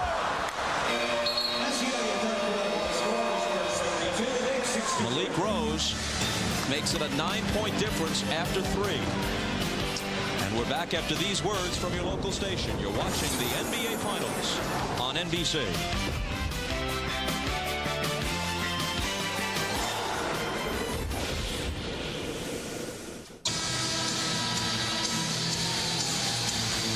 As usual, plenty of familiar faces at the Garden for a big playoff game.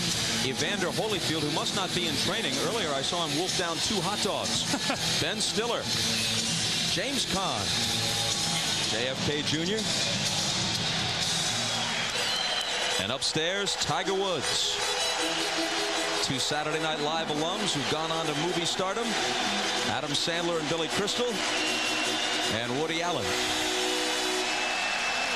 Spike says fourth quarter, we're coming back. But they're in a 9-point hole. Well, Bob, they better. They cannot get down 3-1. They will not win the last 3 games this series. So it's going to take everything New York has in this fourth quarter. The crowd, execution, effort, defense, the whole thing to be able to pull this win out now. Do they make it a best 2 out of 3 by pulling even, or are they pushed to the brink? Thomas gets them 2 points closer.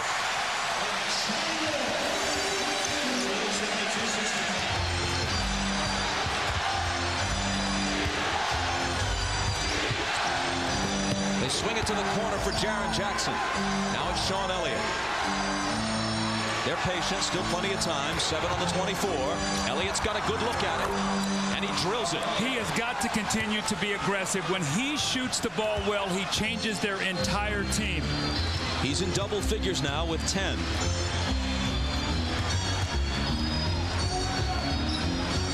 Allen Houston trying to bring the Knicks back. When you can shoot the basketball like that, you can post further on the floor because you can just catch and shoot it. That's what Allen Houston just did. Relatively quiet night for him so far, 15 points. And a travel on Duncan. Jeff Van Gundy has totally changed his defense on the screen roll. It's what he told Jim Gray at halftime. They're jumping out hard now on Avery Johnson, and you can see he's not getting in the lane.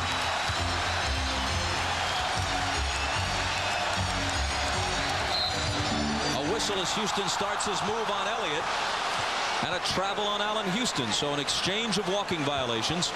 San Antonio ball. Allen has a tendency sometimes to shuffle his feet. Got caught that time by Mike Mathis.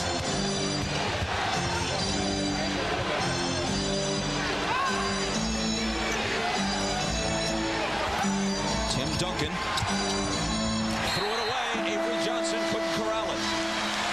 Tim Duncan showed a little bit of this.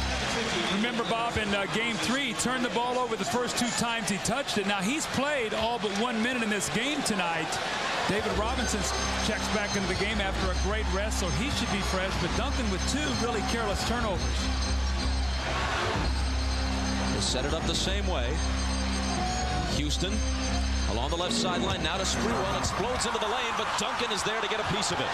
That's their 8th block shot. They've been averaging 7 in the series, only 3 then in Game 3, but tonight, once again, the shot blocking a major factor. Robinson is pushed and fouled.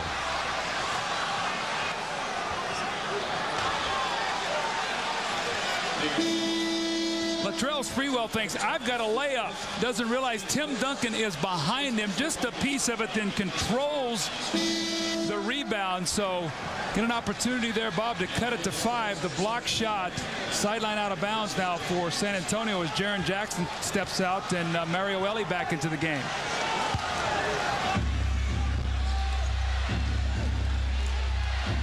After Thomas's 5th foul, he sits down. Camby in for him.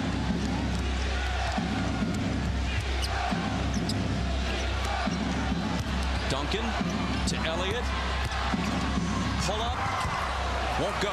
Robinson on the offensive glass, but the foul is on him. 3 on the Admiral. 9:48 to play in the fourth. Spurs by 7. The NBA on NBC is brought to you by Original Coors. There's only 1 mile-high taste. Coors, the original. By Chrysler, engineered to be great cars. By Mystery Men from Universal Pictures. Starts Friday, July 30th at theaters everywhere, rated PG-13. And by Sprite. Image is nothing, thirst is everything. Obey your thirst. Sprite. San Antonio leads by 7, 9:48 to go in the fourth quarter, and it's been the supporting cast for David Robinson and Tim Duncan tonight. Robinson and Duncan with 29, but Mario Elie and Malik Rose off a miss from Jaren Jackson. Sean Elliott with a spot-up jump shot. These guys have been terrific tonight. We talked about it before the game. Tonight, these guys have a combined 37 points. In game 3, only 22 points. So Robinson and Duncan's numbers are down. These guys have picked it up. And so, at least tonight, they don't miss Jaren Jackson, who remains cold, 1 for 7. Johnson poked it away. Nick Ball, 16 on the shot clock. Bob, I think New York's had about 3 chances here to cut this thing to 5. Basket here, this crowd will really erupt. It's Houston. And there's a whistle. He'll come to the foul line with a chance to cut it to 5. Mario Elie is the guilty party. It's his 4th. Tomorrow night, join NBC for must-see TV Thursday. Friends, Jesse, Frazier, and Will and Grace, plus the drama of ER. Thursday night, beginning at 8 Eastern, 7 Central on NBC.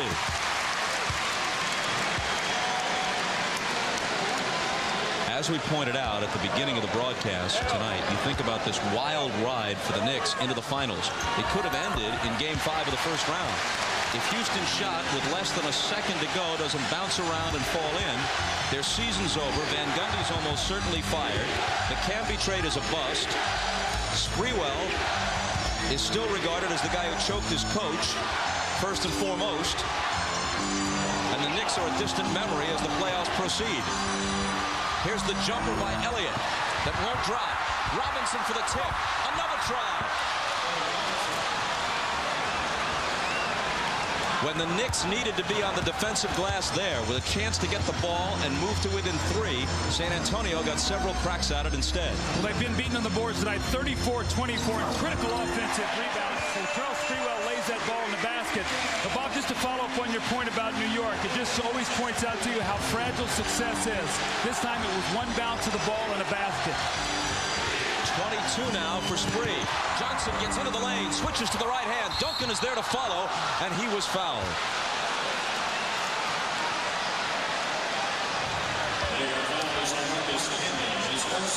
The offensive opportunities, David Robinson tipped it. He tips it once again. He and Duncan both get a hand on that one. So the tip in, the offensive rebound, Sprewell scores, and then Avery Johnson drives into the middle, misses a shot, and Duncan with another offensive rebound. So, again, every time Avery Johnson gets in that paint, it causes problems.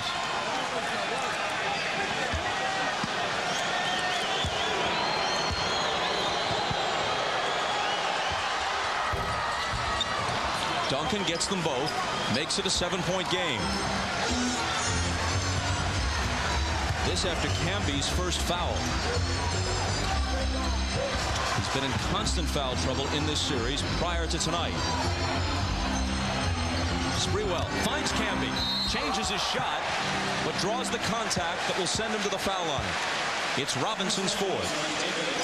San Antonio just does not like to double team. It gets him spread out. Duncan has to go out and help, and when he does, it leaves David Robinson back there by himself. He's late getting there. Camby sort of the up and under, and David with the foul. So now Camby with 2 free throws. Not a good free throw shooter. Speaking of Camby, not Robinson.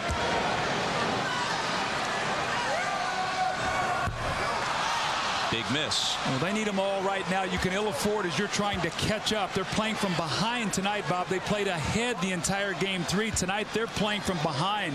Van Gundy usually goes to Childs in the 4th quarter. Ward is still in there. Is this Charlie's big game tonight, or the lingering effects of Childs' injury? Maybe a combination of the two? Yeah, I think it's a combination of the two, and I would not be surprised if they need a little offense here to go to that backcourt that we talked about. Sprewell, Houston in the backcourt maybe cause some problems rather than to come back with Childs. 6-point game. Mario Ellie flips it to Duncan. He gets Camby off his feet, misses, but a foul. It's Larry Johnson, his 4th.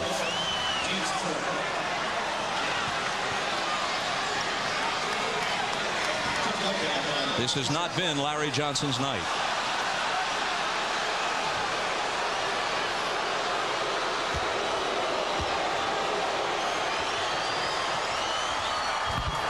Meanwhile, here's another turnaround stat. Offensive rebounds, which have been almost non-existent for the Spurs prior to tonight in this series. They've got a dozen, and Robinson has 9 of them. Well, remember after game 2, we talked about that they had 9 total offensive rebounds in the first 2 games, and Duncan had 8 of them. Tonight, that's really been a key factor because it's given them multiple shots at the basket, something they had not been getting. Seven-point game after Duncan makes 1 of 2. Here's Houston accelerating baseline. Camby, turnaround, short. Who touched it last? San Antonio. You see how quickly Bob Camby shot that ball? Almost the presence of Duncan and Robinson. He never even got himself turned to the basket. He turned it and just got his shoulders halfway square. He's got to take a look at that basket. He's got the extension to shoot over those guys. It isn't just the ones they block. It's the idea that they're always lurking there somewhere. Now watch Camby here, Bob, as he catches this ball.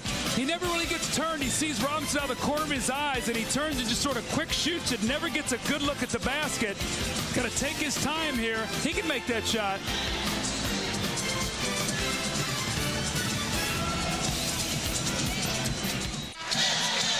The Knicks wanted to drop the Spurs in Game 4, so they called on their heavyweight Allen Houston. The star of Game 3 came out punching. It was a 1-2 combination with the aggressive style of Latrell Sprewell, giving the Spurs a good fight. But Tim Duncan knows how to throw his share of counter punches. Early in the 3rd, the Spurs landed a flurry and went up 13. The Knicks have been on the ropes, but they haven't gone down yet. Is it knockout time? Even Evander doesn't know for sure. And I believe we've carried that metaphor about as far as humanly possible. After the timeout, 7:43 remains.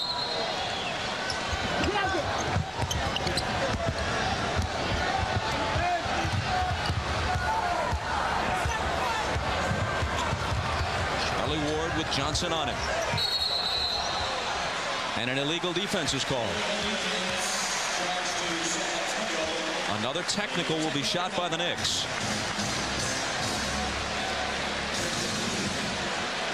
Greg Popovich has shortened his bench in this second half. Malik Rose and Jaren Jackson, the only reserves to get any kind of minutes here since intermission. Bob, that always happens come final time when you get deep into the playoffs. Everybody always talks about depth, depth, and depth. And you know what happens? You get down to about 6 or 7 guys. You play your stars heavy minutes. You rest them. That's the way it goes.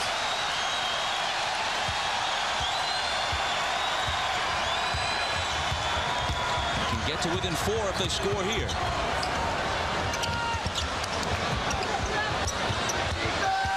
Houston driving on Elliott. Out to Johnson. Into the lane. Lost it. Got it back. Fade away. Got a piece of it. Duncan picks it up. Ellie's ahead of the field. And a big turnaround there. See, remember that play right there. Larry Johnson just cannot finish in there over David Robinson or Duncan. That shot was blocked as the clock was winding down. Nobody got back. So once again, New York trying to get that thing under 6 or 7. They just can't do it. Instead of 4, it's 8. Ward for 3. And the tip for Sprewell. Wow, he soared on that. This guy's got more energy. I don't know of another player other than maybe Michael Jordan I've seen with that kind of energy. Now, Michael didn't play with that kind of recklessness. He was much more controlled. But this guy has got unbelievable endurance. Robinson, the hook. Duncan the tip. Doesn't get the roll. Johnson claims it. Again a chance to close within 4. Sprewell is collared, and maybe they can do it at the foul line. Bob, I'm tired watching this guy. Watch this tip in. This ball goes up. Where does he come from? Soaring from the baseline. Great elevation. And then after the miss, he just goes sprinting down the side. Sean Elliott cannot keep up with him. The pump fake. Now he'll have 2 free throws. More importantly, that's the 4th team foul. They'll be shooting free throws the rest of this quarter.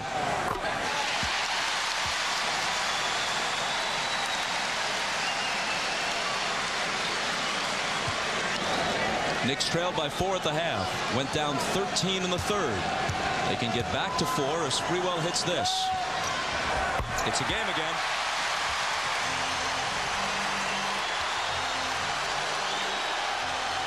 The man has always been Duncan. Do they go inside to Duncan? Do they force a double team? And do one of the perimeter players be able to step up and hit some shots here for San Antonio?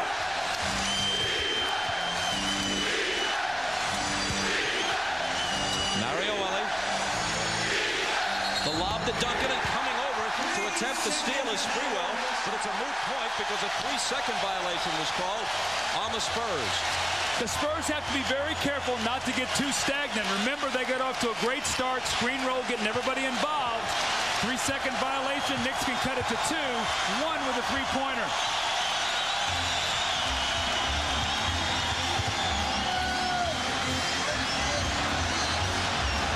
Houston. 2-point game.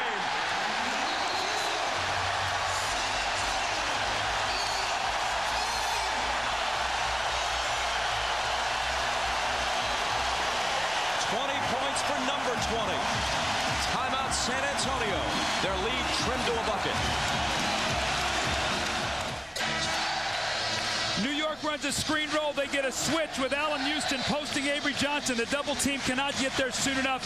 Allen Houston realizes he shoots it quickly, and he gets a score, and you're going to see the reaction. This is more animated than I've ever seen Allen Houston. And a great end zone replay here. Where's the crowd?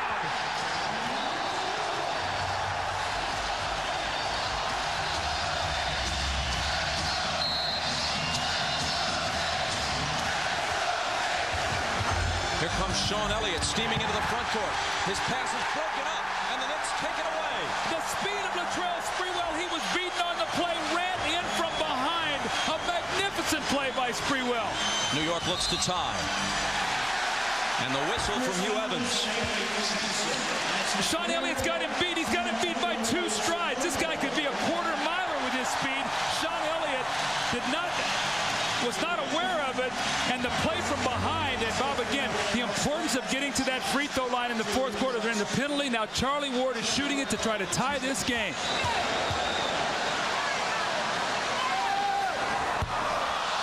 He won't do it on this trip. Remember how we talked in Game 3 how important it was for New York not to let San Antonio get the lead? I think San Antonio is probably saying the same thing right now. We cannot allow the Knicks to get the lead. San Antonio by 1.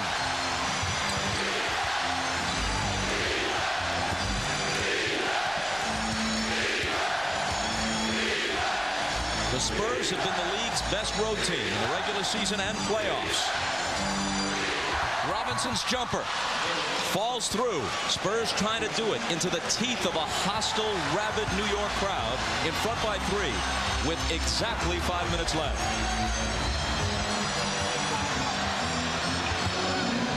On Houston takes him baseline. The jumper won't go. Rebound Robinson.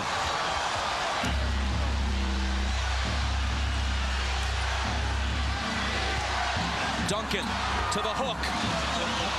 What poise coming out of that timeout. They get a defensive stop. They get 2 scores.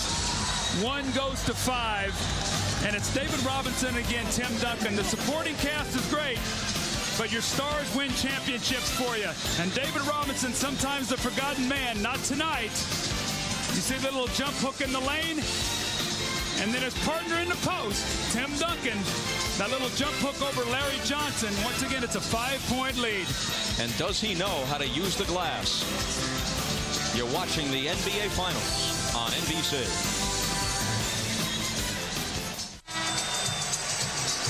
Following your late local news, The Tonight Show with Jay Leno, our Ahmad Rashad among the guests, and following Jay, it's Late Night with Conan O'Brien. Now, for those of you who want more basketball coverage immediately following the conclusion of our telecast here on NBC, switch over to cable's CNBC for a full postgame report, including the observations of Snapper Jones and Bill Walton. Now, Bob, you were on Conan O'Brien. You'll be on tonight. Do I have to watch, or will you tell me what's going on here? What's going on? Tapes available for a nominal fee. These are tough bookings for NBC. Ahmad on The Tonight Show, me on Conan. Going to the stable.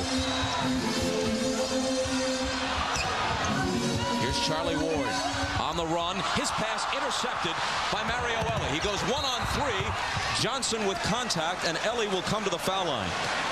Mario has had a good game, both defensively and offensively. Johnson picks up his 5th foul.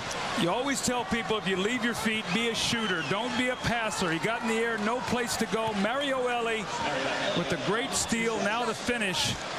Much different night tonight for Mario Elie, and Jeff Van Gundy says, oh, no. When you get yourself down like this, you almost have to have a perfect finish. A missed field goal by Allen Houston, the turnover now. Chris Childs. Mario Elie, the Power Memorial High School product. New York City lad makes 1 of 2. Rare free throw miss for him. But he scored 16 points, has 4 rebounds, 4 assists, and 2 steals. Here's Sprewell through a crowd to Camby. He was fouled, and it stayed down. I keep talking about Marcus Camby. He's the only guy on New York that can do this. Once again, it's Sprewell driving to the basket, and he finds Camby. Like I said, don't leave your feet unless you're going to shoot it, I guess, unless you're Sprewell. And the dunk by Camby just muscles that one in. Fouled by David Robinson. Mike Lupica has a story in today's New York Daily News about how David Robinson's picture used to adorn the wall of Marcus Camby's apartment in North Hartford, Connecticut. And Robinson had written to Marcus, I've seen you play. You have most of what it takes. Do you have the drive? The Knicks picking up some drive here as the ball is thrown away. An inexplicable turnover. This New York team will just not die. They will not go away. The great three-point play, and then Tim Duncan. You got to remember, after a score, Bob, you can run that inline. He did not. He turned it over. Careless play. New York once again can get within 1 or tie it with a 3. Sprewell, 4 minutes on the clock. Sprewell pops. It rattles out. Tough luck on the shot for Spree there.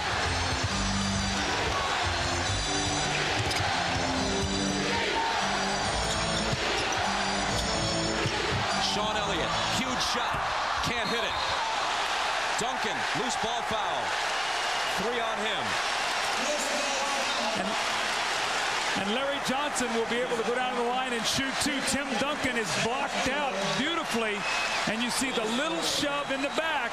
See, what you have to do there, Bob, you have to use your legs, and you have to be able to try to nudge him with your legs. The minute you get your hands up, they're going to call a foul.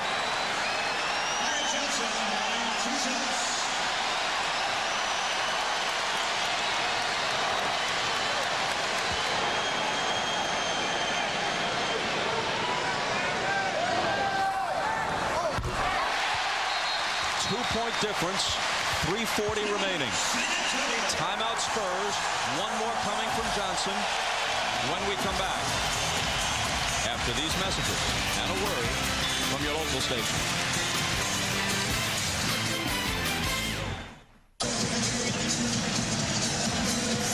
The Knicks' last lead came midway through the second period at 39-38.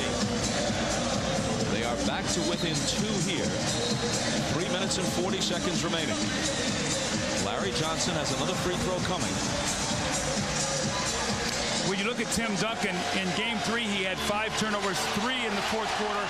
Tonight he has 4 in the fourth quarter. Let's check with Jim Gray.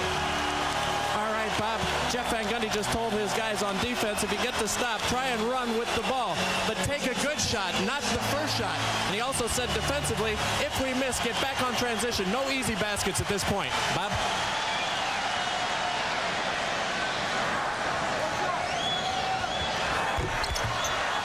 It stays at 2.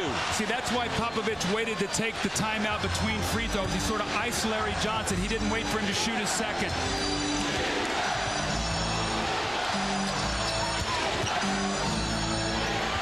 Duncan to Robinson. Stripped away. Still San Antonio ball.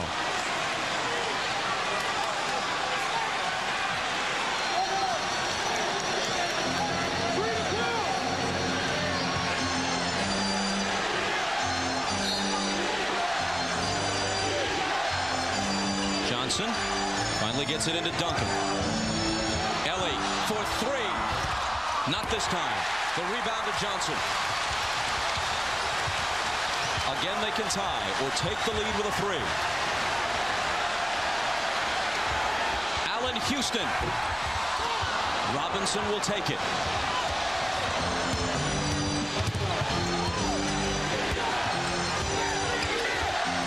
$16 rebounds tonight for David Robinson.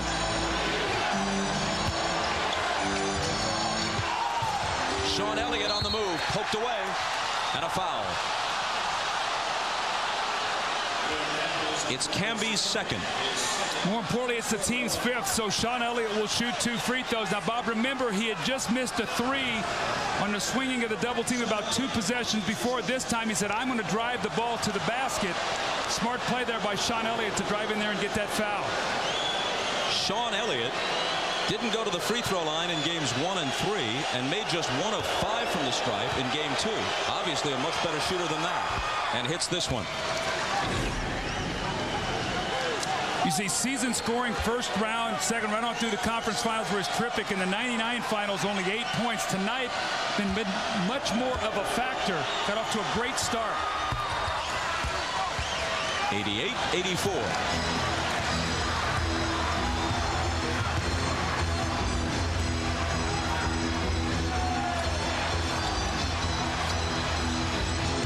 Sprewell.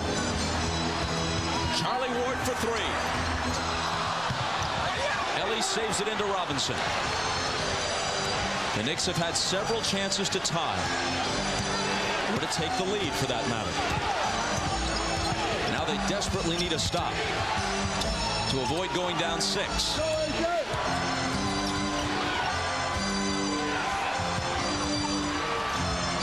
Robinson. The basket will not count. But with the Knicks over the limit, Robinson comes to the line for 2. Last night, Doug, I saw something that actually gave me goosebumps. I happened to be in a Manhattan restaurant, and David Robinson and his father Ambrose were in the restaurant. And he was chatting with the New York fans. Obviously, everyone there following the finals, they're all New York fans. When this impressive man got up to leave and walked out, everyone in the restaurant applauded. All of them New York fans, but a measure of the respect they have for this man, not just as an athlete, but as a person. That is amazing. I think it also shows the class of this city and the class of David Robinson. As we have a timeout, Spurs lead by 5. He'll be shooting his second free throw when we come back.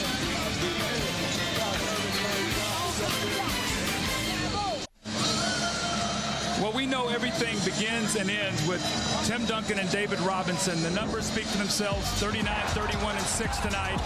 Critical baskets. Tim Duncan with a deep post position. Once again, he gets very deep post position and the score. David Robinson has been unbelievable on the offensive boards. He has 9 offensive rebounds tonight in the game. Big jump hook in the lane as New York was coming back. The block shots, the scoring, they've just entirely changed this entire game. And can they hold on? Again, you see, Bob, 39 points, 31 rebounds, and 6 blocks. And how many other alterations around the basket where they changed shots and had the Knicks looking for them as they tried to score? Had more alterations than a Macy's tailor on a busy day.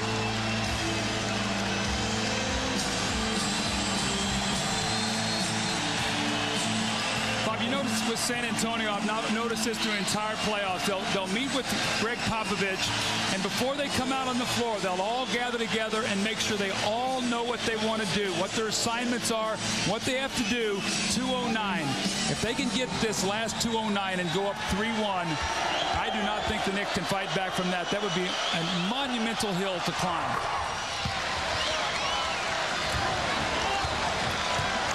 Robinson with 14 points. More importantly, San Antonio up 6.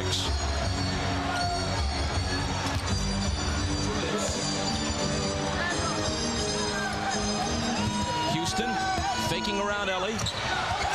Here's Ward. Shot clock winding down. Sprewell will take it with a hand in his face, and Robinson pulls it down. New York fans wanted goaltending. That ball was well short when Robinson went up to get it.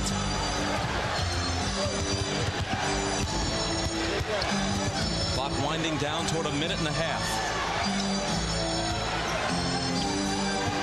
Mario Ellie gets it back. Huge offensive rebound. See, new 24 now, so they're going to get probably over 40 seconds on this possession. If they score here to push it to 8, running out of time.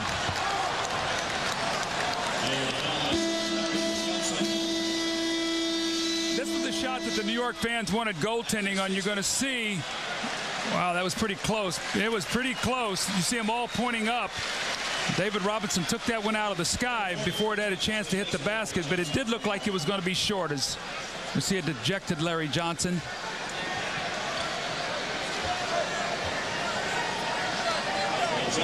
And it's Avery Johnson at the free throw line.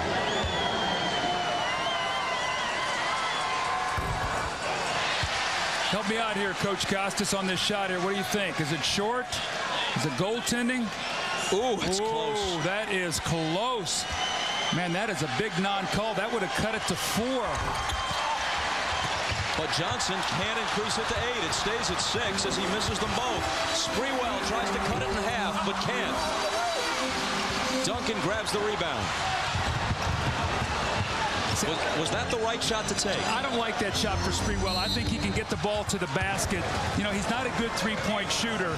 I don't know if it was a 3 or whether his toes were on the line, but I think that's one of those shots that you give Sprewell.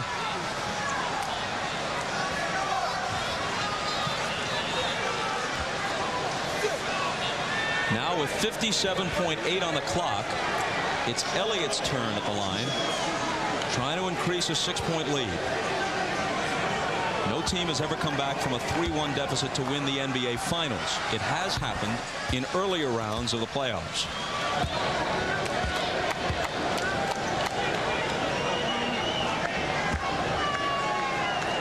Well, if New York loses this game tonight, Bob, it wasn't from lack of effort. I mean, they have played an inspired, tough basketball game. We'll point back to that start of that third quarter when San Antonio pushed the lead from 4 at halftime to 13. New York has not been able to overcome that little surge to start that quarter.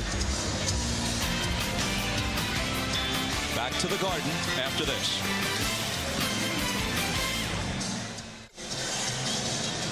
With the game up for grabs, the Knicks have missed their last 5 shots. Meanwhile, Sean Elliott has been a key for San Antonio after 7 quiet points in the Game 3 loss. He's doubled that tonight to 14. 6 of them have come in the fourth quarter. He's also thrown in 4 assists. Well, he's a big part of their team, and what he does is he forces Sprewell to have to try to guard on the other end, maybe use a little energy up. But Bob, the rebounding 47 to 31 tonight for San Antonio. Duncan and Robinson have 33. They have out-rebounded the Knicks team by themselves. That's really the critical stat. That's plus 16 on the boards. And remember, one of the things that New York did in Game 3, they got 13 more shots at the basket because of those hustle plays. Kurt Thomas, who had been averaging 11 rebounds a game through the first 3, played 18 minutes tonight and had 1. There's that little huddle once again of San Antonio talking to each other, saying, guys, this game is not over. We got about another minute to play. Do what we have to do. Stay involved. No fouls, no turnovers. Take care of the basketball. It's what good teams do, Bob. They talk amongst themselves right here.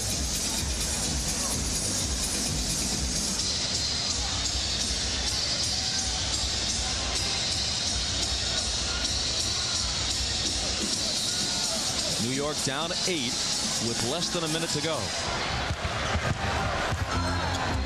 Ward. They'd like a 3 if they can get a good look. Thomas has it shoved right back in his face by David Robinson. see the agility of their big men. They're going to switch anything that happens right now. Normally you can't do that with big guys. It gets a mismatch. Not with these two guys. Allen Houston lets it go. The rebound to Duncan, fouled over the back.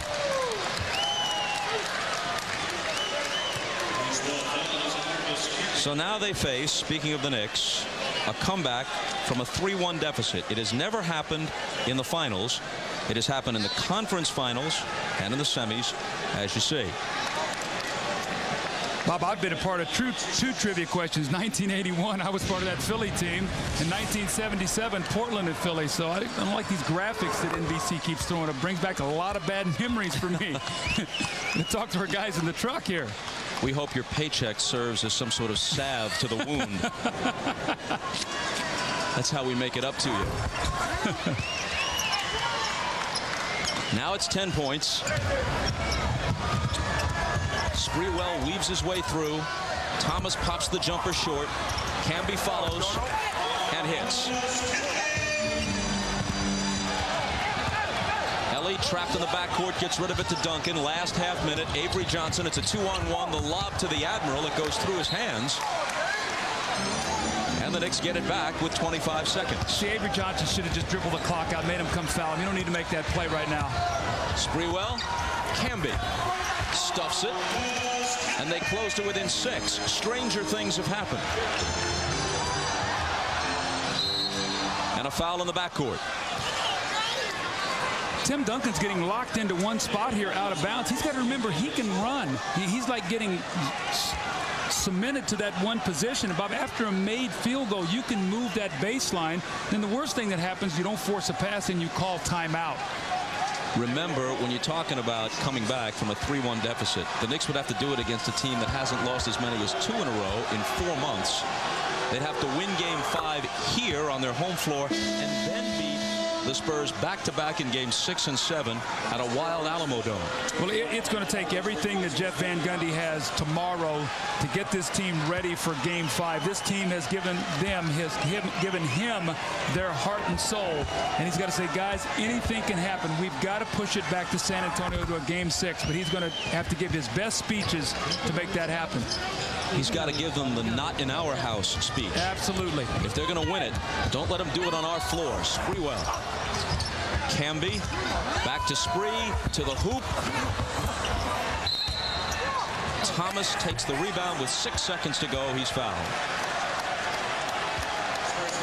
And I've seen that happen as well, where teams that had no realistic chance to win the series nonetheless dug their heels in and said, we're going to do what we can for the sake of pride to let you know that you were in a fight. Hey, Bob, how about last year, as early as last year? I mean, Utah coming into the United Center in Chicago, were down, 3-1. Looked like they were going to lose all 3 games there, and came back and got the Game 5 to push it back. And then the Chicago Bulls were able to win Game 6, but I didn't think they would win that game. So anything can happen. But at least Utah was going home. Absolutely. That's a big difference. The Spurs win it 96-89. Midway through the 4th quarter, it was 81-79 San Antonio. Ward had a chance to tie. If he hit 2 free throws, he made 1. It was 81-80, and that's as close as they got. They could never get all the way over the hump. Well, how reminiscent is that of Game 3 when San Antonio tied and Allen Houston's 3, and they never led in the game. So San Antonio fought them off. 8 of 23 field goals in the 4th quarter for New York. Here's Ahmad. All right, thanks, Bob. David, we talked a couple of weeks ago, and you told me about winning. You need everybody on this team. Tonight, a pretty good team effort. It really was. We made a lot of mistakes. I mean, it was not characteristic of us, but we hung in there, and everybody contributed. Guys came down. They were aggressive. JJ was more aggressive tonight looking for his shots. Sean did a great job really coming in for us tonight. Something you guys haven't been especially strong at, offensive rebounds. You were very strong this evening. Yeah, we really made a point of it because last game, I thought it really hurt us. That's when they got the key shots down the stretch. Allen Houston hit the 3, and Camby got 1. So we came in with a focus on that tonight. And you also told me that after losing the last game, this one here sort of refocused everything.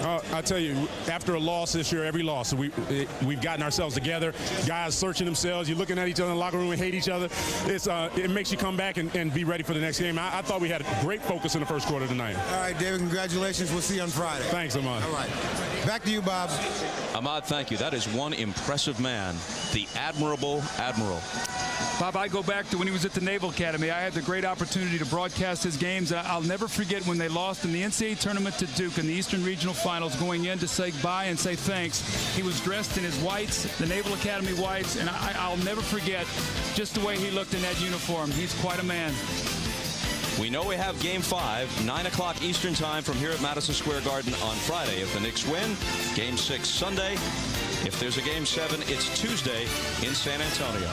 Coming up next, after your late local news, it's The Tonight Show with Jay Leno. That's followed by Late Night with Conan O'Brien. For those of you who'd like to continue with NBA coverage, a post-game report is immediately available on CNBC. For Doug Collins, Ahmad Rashad, and Jim Gray, I'm Bob Costas. This has been the NBA Finals on NBC.